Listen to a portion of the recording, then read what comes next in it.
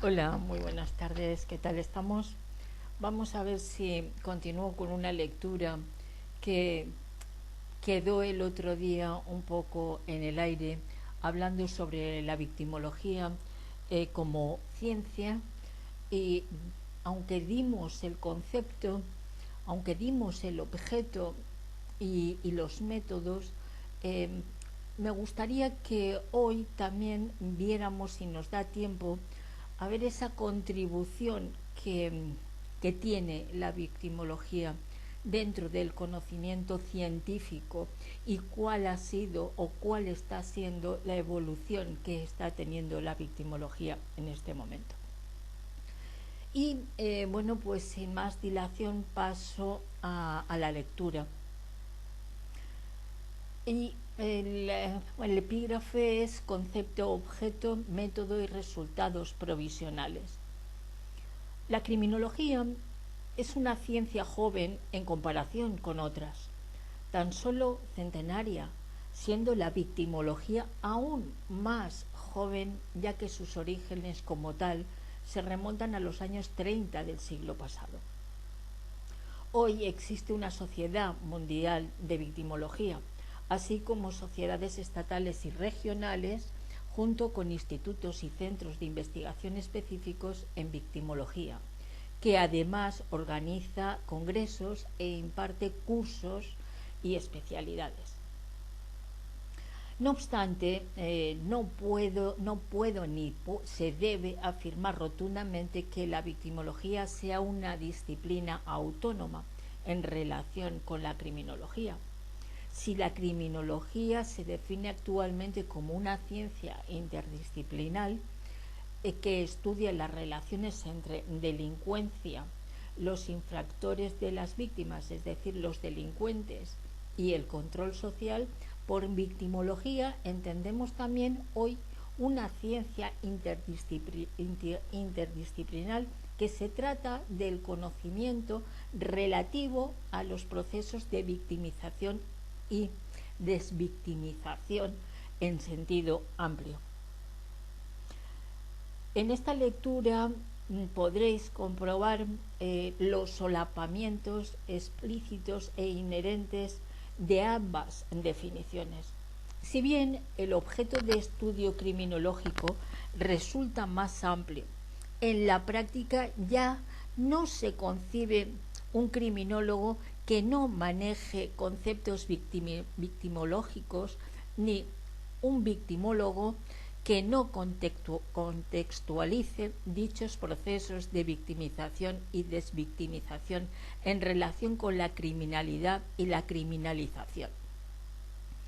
En el plano metodológico, especialmente en lo relativo a la cifra negra o campo oscuro de la criminalidad, es decir, a los delitos no denunciados y o registrados oficialmente, la criminología no puede prescindir, junto con los informes de autodenuncia, de las encuestas de victimización municipales, estatales o internacionales.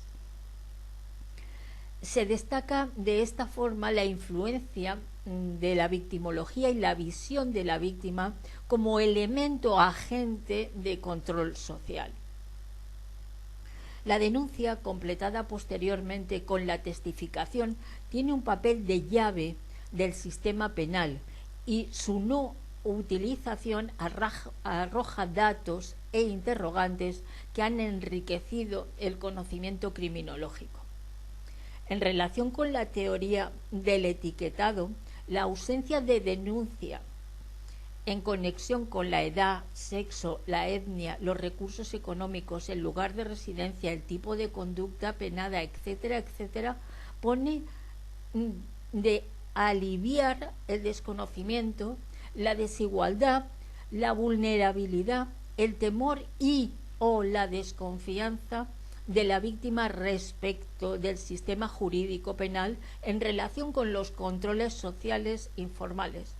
En consecuencia, los conceptos de cifra negra y de riesgo y vulnerabilidad victimal, de origen criminológico y victimológico, respectivamente, no pueden concebirse de forma independiente.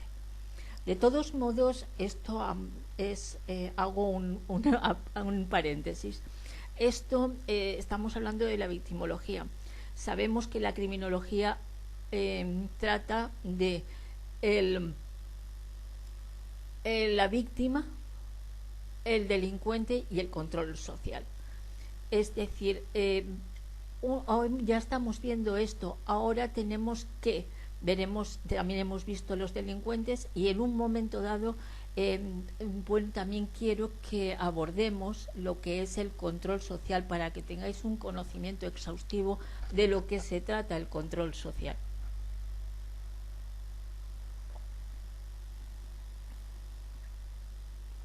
Y seguimos. Al igual que el empeño criminológico de buscar una teoría general sobre la criminalidad, resulta cuestionable el intento victimológico por explicar todos los procesos de victimización y desvictimización a través de una teoría omnicomprensiva que abarque los diferentes tipos de conductas, así como su complejidad, su dinamismo y su relatividad. Pecado, sin embargo, sí resulta posible una serie de contextualizaciones teóricas o proposiciones generales sobre dichos procesos a través de ciertos elementos comunes relativos a factores sociales, a factores grupales e individuales, sin perjuicio de las matizaciones correspondientes.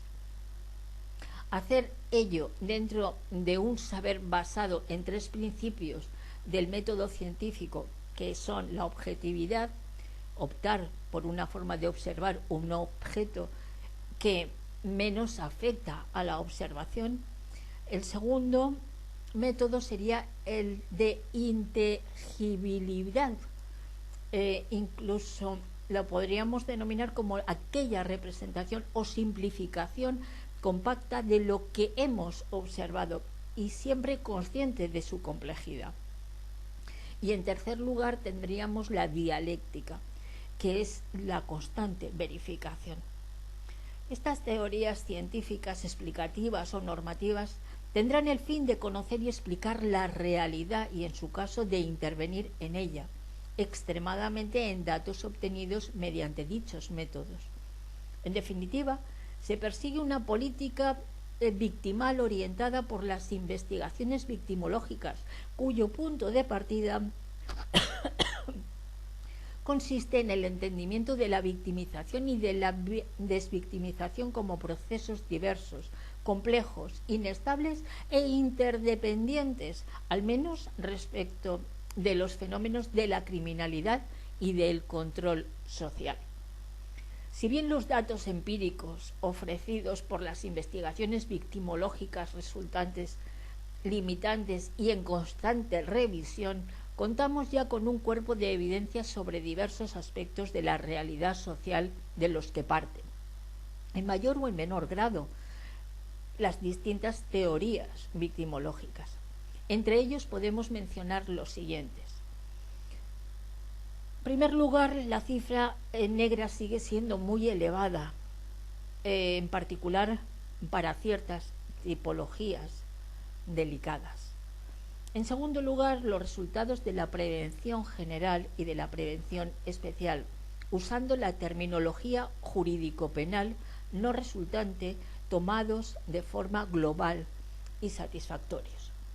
En tercer lugar, podremos mencionar, en general, víctimas e infractores no son enemigos naturales, y la participación de las víctimas en el proceso penal no tiene que implicar, no obstante, un menoscabo de las garantías hacia el procesado. En cuarto lugar, las víctimas no son principalmente retributivas de su visión de la justicia. De satisfacción se relaciona más con la llamada justicia procesal y no tanto con los resultados del proceso. En quinto lugar, los perfiles sociodemográficos de víctimas e infractores son muy parecidos para lo espantoso de lo que es la criminalidad en sí. En sexto lugar, la percepción de inseguridad no suele coincidir con el riesgo victimal. En séptimo lugar, la victimización reiterada supone en sí mismo un elemento esencial de riesgo victimario. Y en octavo lugar, la violencia más importante es la vida cotidiana entre conocidos. El siguiente epígrafo es la legitimidad y la ética de la victimología. La legitimidad de la victimología procede de su carácter científico y su dimensión ética. La implicación con la ciencia social, que debe ofrecer un conocimiento más fundamentado que otras formas de conocimiento o que las meras percepciones, supone en definitiva una constante precaución metodológica a la hora de realizar afirmaciones. Esa precaución se define por la necesidad de dialéctica y objetividad y la conciencia de sus límites dentro de su afán por comprender y simplificar una realidad compleja. En todo caso, como toda ciencia social, la victimología se enfrenta simultáneamente a una doble exigencia actual contradictoria, de similitud con las ciencias naturales y de uso práctico inmediato. Además, como toda ciencia en general, deberá responder a las preguntas sobre qué tipo de conocimientos produce y para qué, diferenciando los ideales de la realidad, así como las distintas demandas de sectores políticos, profesionales, activistas y de la sociedad en general. Al responder a todas estas cuestiones precisamente en el ámbito académico, donde se forman futuros profesionales, no podemos obviar las dimensiones éticas de los problemas sociales. Hay una catedrática de Ética y Filosofía Política de la Universidad de aquí de Valencia que defiende la necesidad de incluir en los planes de estudio de las carreras una asignatura que abra un espacio para aprender, reflexionar y debatir sobre la ética de la profesión. Un profesional no es solo un técnico, sino aquel que pone los conocimientos y las técnicas propias de su campo al servicio de los demás, que dan sentido evidentemente a su profesión. Los buenos conocimientos no se definen en sí mismos. Los profesionales tienen que saber y poner buena voluntad y decididos a la hora de hacer un buen trabajo. Hay unos autores que nos ilustran cómo en ciertos contextos el miedo, el cansancio, la ausencia de perspectiva, la frustración y opresión, los profesionales que tratamos con las víctimas tendemos a minusvalorar nuestras responsabilidades éticas. Para ello, utilizaremos una serie de estrategias cognitivas a modo de justificaciones cuando la decisión tiene un respaldo general de otra persona, estudio o institución, o no está prohibido expresamente. Si lo hacen también otras personas, si no había intención de provocar daño o si se considera que la persona dañada se lo había buscado de algún modo. Si obramos creyendo que era lo mejor, estamos evitando un mal mayor, o no podríamos anticipar las consecuencias no intencionadas. Si se trata de un hecho puntual o considerado pecado de importancia, si nadie protesta, si se reportan otros beneficios, si consideramos que había otra posibilidad de actuar, entonces estemos alerta, por tanto, y practiquemos una victimología reflexiva para no ocasionar daños adicionales con nuestra intervención. El siguiente epígrafe nos dice: origen y evolución de la victimología etiológica a la victimología moderna. La victimología, etiología o del acto. Si bien ya Beccaria y los criminólogos positivistas se habrían referido tangencialmente a las víctimas, la victimología nace como ciencia en la década de los años 30 del siglo XX, en el contexto europeo, combustible, causalidad que comenzase entonces y en aquel lugar. Fue en esos años cuando algunos autores centroeuropeos empiezan a introducir la figura de la víctima en sus reflexiones, ya sean jurídicas, ya sean psicológicas, ya sean sociales, sobre el proceso delictivo dentro del campo más amplio de la criminología. Ahora bien, encontramos antecedentes también en el ámbito americano. El término victimología fue empleado por primera vez por el psiquiatra estadounidense Frederick Wermat en su obra publicada en 1945, El espectáculo de la víctima, que es la mitificación de los personajes malvados en los cómics y su influencia en los jóvenes.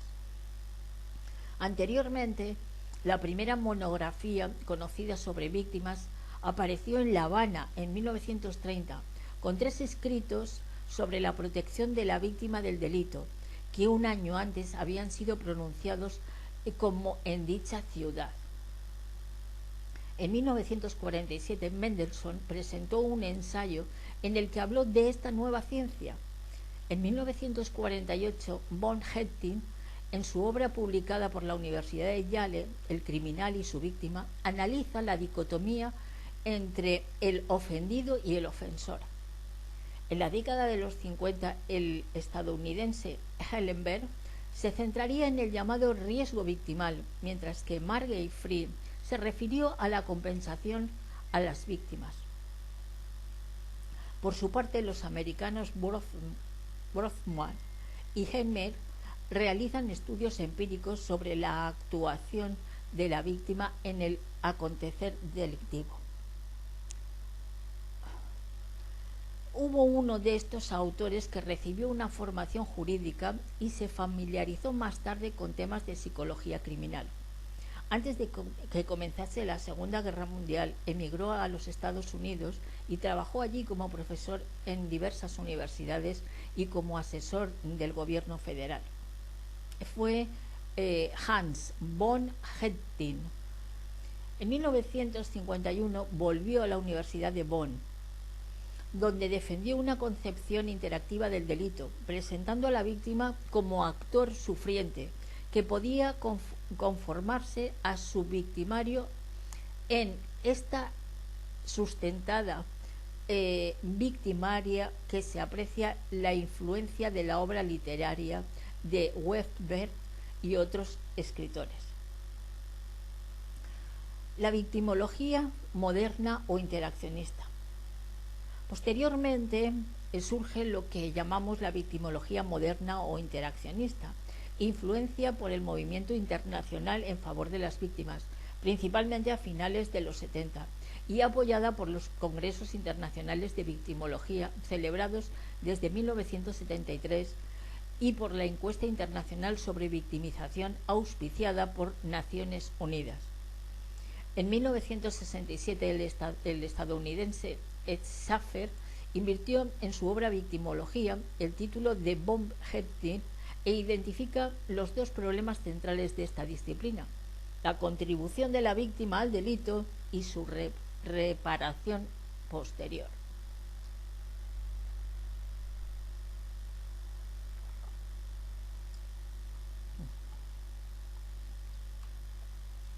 El interés revivido por la víctima se entiende como una señal de la suavización de la orientación formalista individualista del derecho penal, abriéndose a un entendimiento universalista del delito. A lo largo de este texto se citará una serie de teorías que tratan de explicar determinados fenómenos relacionados con aspectos concretos de los procesos de victimización y desvictimización, la teoría del mundo justo, de la impotencia aprendida, etcétera, etcétera. En este apartado, sin embargo, nos centraremos en teorías que pretenden ser más ambiciosas, como marcos teóricos más amplios desde los que estudiar dichos procesos de forma global. Walt Lackey distingue dentro de esta victimología moderna la victimología realista o constructiva, influida por la criminología realista de izquierdas y que utiliza las encuestas locales de victimización con carácter explicativo más que descriptivo, de la victimología crítica que enfatiza la posibilidad de resistencia frente a la opresión. De ahí el empleo del término supervivientes para referirse a las víctimas. No olvide los delitos económicos ni el ámbito privado. Hace uso del método deconstructivista y propone relaciones micro, macro y sincrónicas, diacrónicas, y se centra en una noción colectiva y pluralista de la ciudadanía más allá del individualismo. La victimología realista ha impulsado las encuestas de victimización locales, inicialmente en el Reino Unido, en las que se pone de relieve la medición del sentimiento de inseguridad, la preocupación por la democratización de la policía y de la protección de los grupos más vulnerables. La vulnerabilidad se relaciona con el concepto de víctima múltiple, reiterada o revictimización. A su vez, ello se conecta con la incidencia, prevalencia y concentraciones maliciosas. La incidencia se refiere al número de hechos delictivos por la población de riesgo. La prevalencia al número de víctimas dentro de la población de riesgo y la concentración al número de victimizaciones por víctima. Estas nociones cobran significado práctico en el diseño actual de programas policiales efectivos de reducción de la criminalidad dentro del concepto de prevención situacional, donde se incluyen los llamados mapas de victimización. La victimología realista se ha nutrido de los modelos teóricos basados en la oportunidad o en la elección racional, concretamente en la teoría del estilo de vida y en la teoría de las actividades rutinarias, si bien han ido más allá de las variables sociodemográficas para requerir de forma más profunda en cuestiones estructurales que surgen a la victimización. En la teoría del estilo de vida se sostiene que la probabilidad de ser víctima se basa en la exposición a lugares y horarios de riesgo, así como las asociaciones con con individuos potencialmente infractores. Para Cohen y Felson, la probabilidad de la delincuencia es una función multiplicativa de la convergencia en el espacio-tiempo de tres elementos: un delincuente motivado para el delito, una víctima apropiada y la ausencia de control social. Este modelo teórico se relaciona en la actividad con el énfasis en los factores geográficos o espaciales de la llamada criminología ambiental y su reflejo práctico en la deconstrucción de mapas sobre lugares de victimización y concentración delictiva. Fata introdujo un modelo de la oportunidad con más variables en que pueden relacionarse los aspectos micro, meso y macro. Por su parte, Ducey propone un modelo psicosocial de adaptación que intenta integrar las perspectivas teóricas anteriores, centrándose en los factores que repercuten en la recuperación de la victimización. El siguiente epígrafe nos habla de las perspectivas teóricas y metodológicas recientes. Pueden aludir a la victimología radical, global o de los derechos humanos, representado en las ciencias políticas por el profesor de San Francisco, Robert Elias, con pretensión de ciencia autónoma. Desde esta perspectiva se busca una desvinculación de la noción del delito del derecho penal para abarcar un conjunto de conductas mucho más amplio y difuso que entrarían dentro del concepto de abuso de poder o de otro más normativa del sufrimiento humano. Los últimos trabajos del profesor Fata representan un intento fructífero de integración de las teorías criminológicas y victimológicas, en concreto con respecto a las técnicas de neutralización de la culpa del infractor, negando la existencia de la víctima o del daño, o sintiéndose él mismo víctima o con legitimidad para actuar de ese modo. Se analiza así el solapamiento de los procesos de victimización y criminalidad en determinadas circunstancias. Aquí podéis ver que cuando se analiza el solapamiento de procesos de victimización y criminalidad en determinadas circunstancias, podéis ver que eso lo hemos comentado muchas veces, que como por ejemplo los personajes que sufren un trastorno de la personalidad narcisista tratan de solapar siempre todas aquellas mentiras que van diciendo y van contando a todos los entornos para victimizarse ellos mismos y culpabilizar siempre a la víctima. Entonces, por eso utilizan ese solapamiento en estos procesos de victimización y de criminalidad, en estos determinados casos o en estas determinadas circunstancias, que evidentemente lo que estoy refiriendo yo en este lapso que he hecho no solamente se trata de victimización, no estamos hablando de criminalidad ni muchísimo menos, porque no hay ningún delito que sea punible por el derecho penal en este momento. El siguiente epígrafe nos habla de la influencia recíproca de la victimología y las teorías en torno a la justicia restaurativa. Resulta posible hablar de teorías no totalmente estructuradas dentro de la justicia penal que proponen y explican un control social basado en procesos restaurativos entre las víctimas y los victimarios. Incluso pueden relacionarse estas corrientes con un debate filosófico más amplio, iniciado por Habermas y su teoría de acción comunicativa.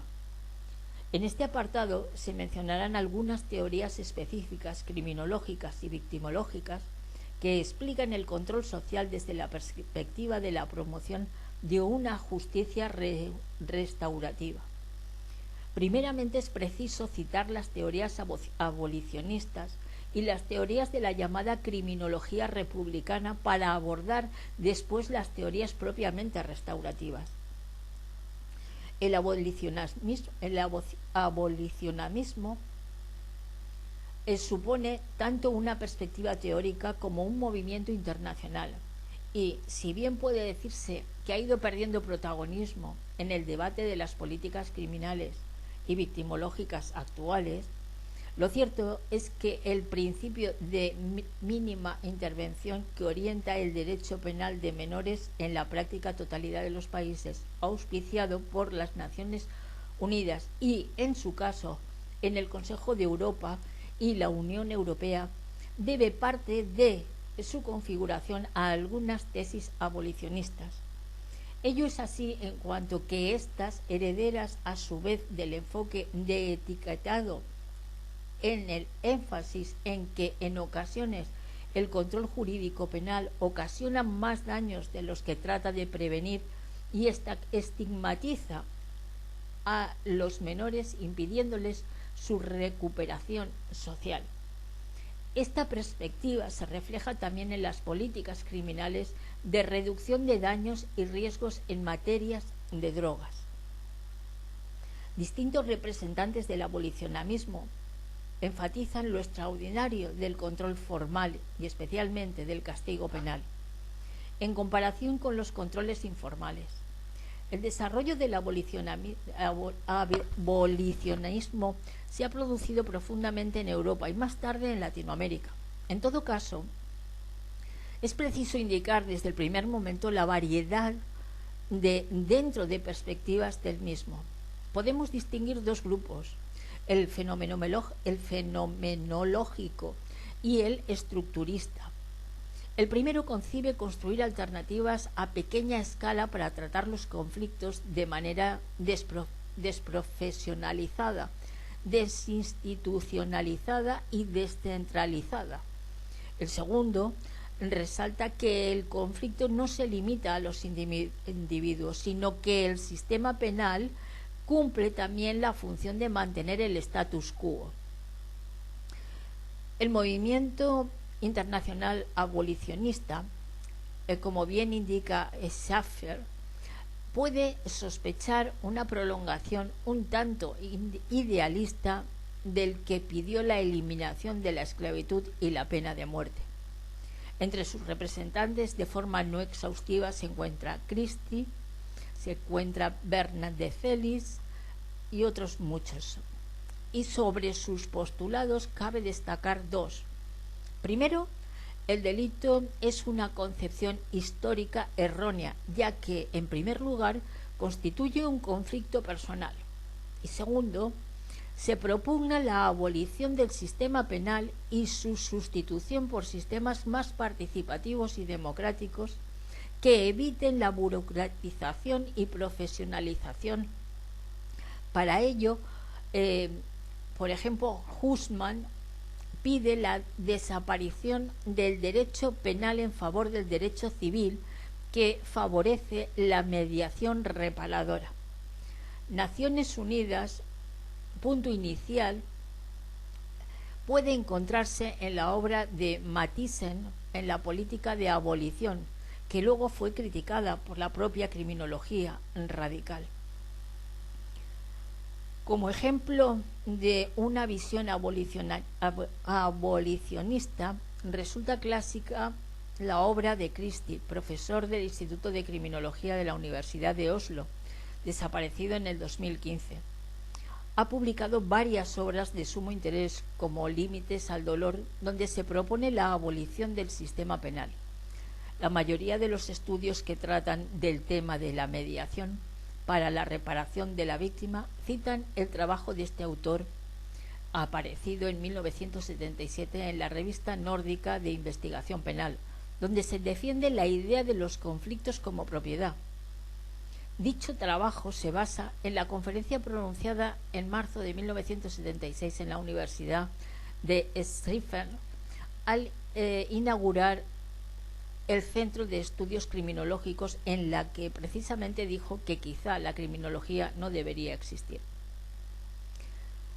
Se mostró a favor de un sistema en el que se puede averiguar si se ha producido un hecho y por qué, pidiendo una confrontación entre infractor y víctima, tendente a la reparación del daño y que tenga lugar preferentemente en el vecindario de una de las partes.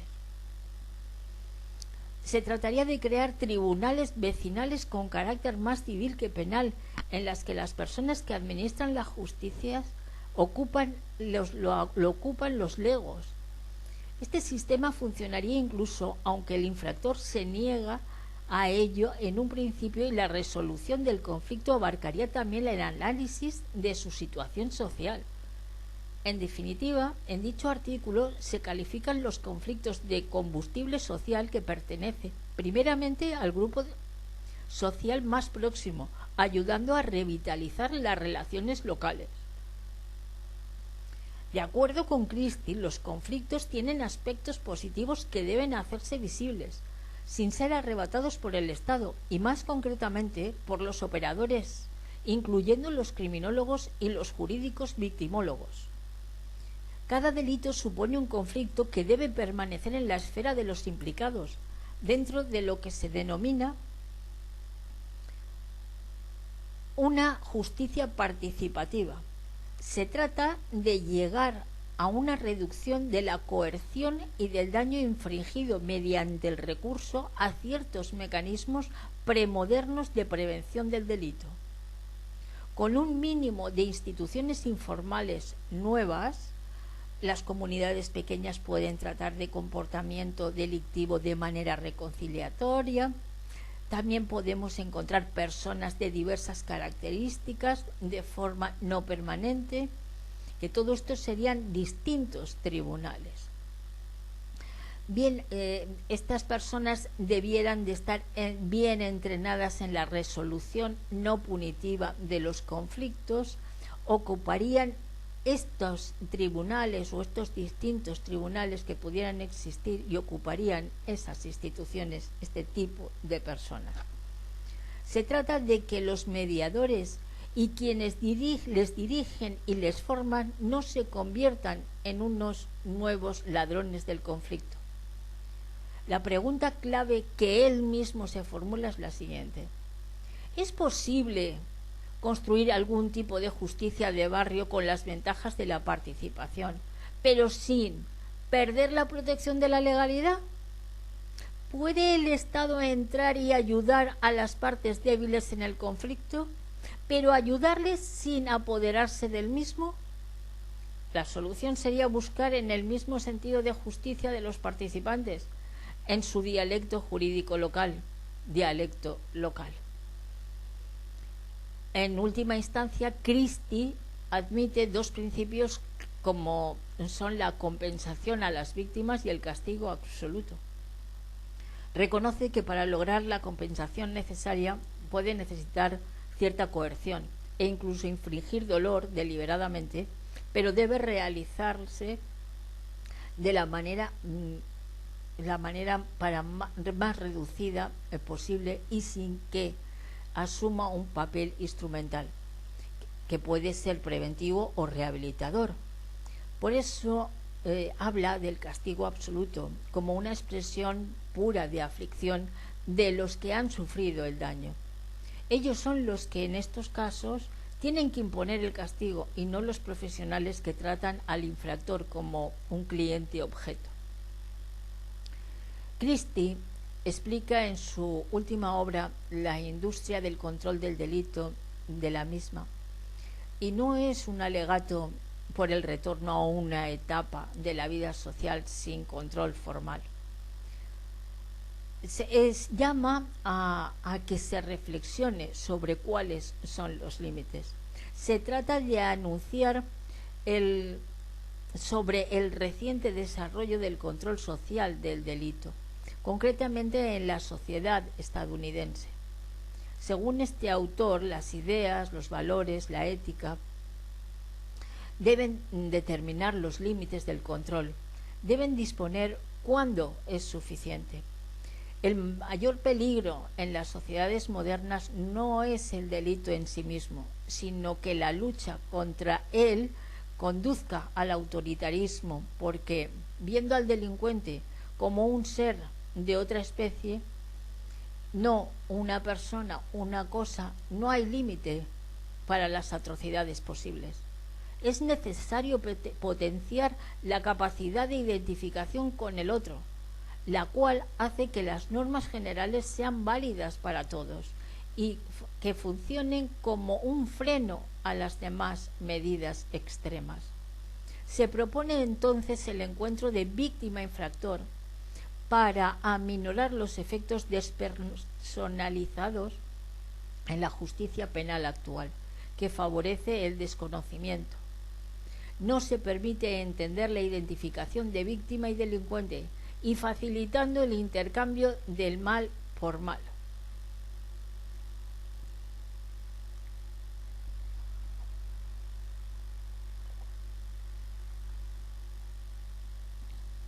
Para Christie, la modernidad ha creado un esquema racional del tratamiento parcial del delito, ya que su justicia representativa no puede tratar los aspectos emocionales del mismo, como lo hace la de la aldea. Para la víctima, en caso si es necesario, suele ser una experiencia única y cargada de tensiones. Si el delito se considera serio, la víctima tal vez sienta cólera o incluso aflicción. Ningún tribunal, a excepción de los de las aldeas, es demasiado bueno para enfrentar estas emociones. La demanda de penas más graves tal vez sea consecuencia de la falta de atención a la necesidad de la víctima de exteriorizar sus sentimientos y no a sus deseos de venganza. Se necesitan espacios para el comportamiento expresivo, legítimo de la cólera o de la aflicción, ya que se ha producido un paso del ritualismo expresivo a la eficiencia administrativa. La llamada criminología republicana se conoce también como teoría sobre la vergüenza reintegrativa del sociólogo australiano John Braithwaite. El buen andamiaje con el que ha sido construida esta teoría coexiste con elementos discutibles, y en ello residen precisamente parte de su atracción: fomentar un debate que puede arrojar resultados constructivos,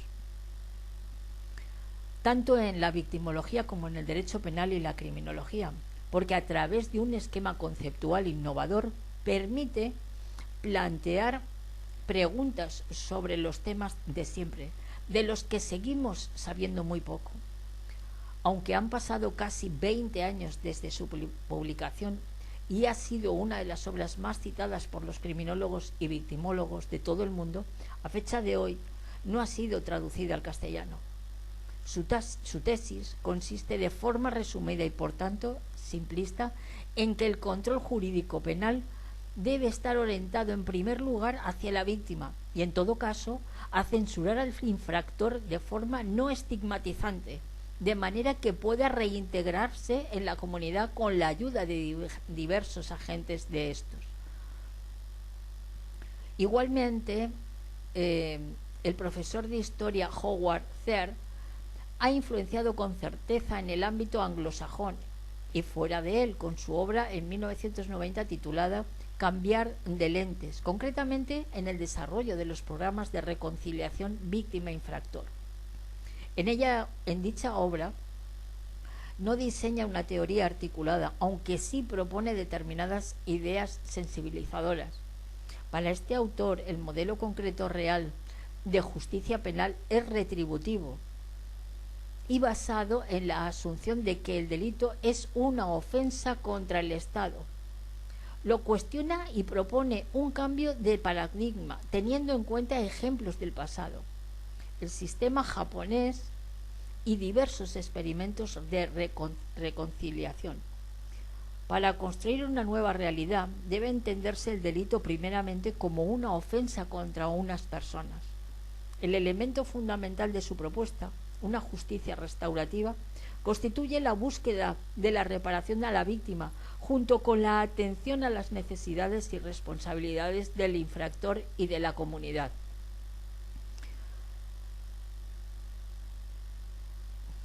Y creo que por hoy vamos a dejarlo aquí. El próximo día lo retomaremos y hablaremos sobre la victimología del desarrollo y la neurociencia. Pero hoy no quiero hacerme más pesada al respecto. Muchísimas gracias y espero que sea de vuestro total agrado. Muchísimas gracias. Buenas tardes.